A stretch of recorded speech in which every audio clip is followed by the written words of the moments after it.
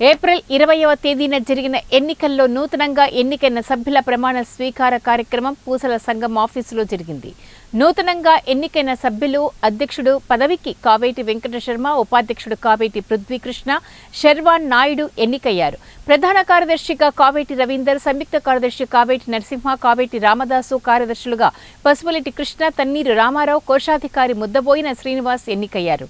నూతనంగా ఎన్నికైన అధ్యక్షుడు కావేటి వెంకట శర్మ మాట్లాడుతూ నూతనంగా ఎన్నికైన సభ్యులందరూ కలిసికట్టుగా సంఘం అభివృద్ధికి పాటుపడతామని తెలియజేశారు. 20న జరిగిన సైదాబాద్ పూసల బస్తీ ఎన్నికల్లో అత్యధికంగా ఓట్లు పోల్ చేయడం జరిగింది. అందులో 2 వర్గాల నుంచి నిలబడడం జరిగింది. ఒక వర్గం నుంచి ప్రెసిడెంట్గా ఎన్నుకోబడ్డారు. అదేవిధంగా మరి ఇంకో వర్గం నుంచి 6 మంది ఎన్నుకోబడడం జరిగింది.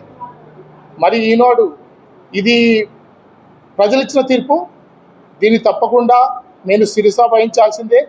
ఎందుకంటే వాళ్ళు ఇచ్చిన తీర్పునికి మేము కట్టుబడి ఉంటాము.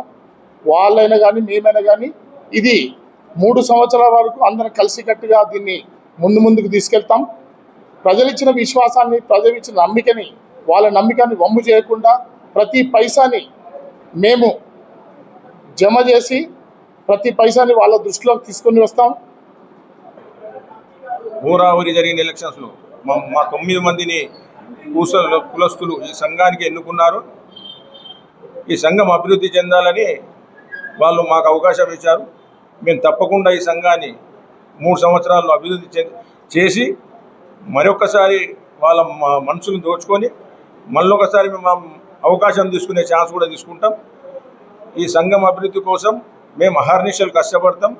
మేము 9 మంది ఐక్యతతో పోరాడతాం, ఐక్యతతో ఉంటాం, ఐకమత్యంతో సంఘాన్ని ముందుకు తీసుకెళ్తాం.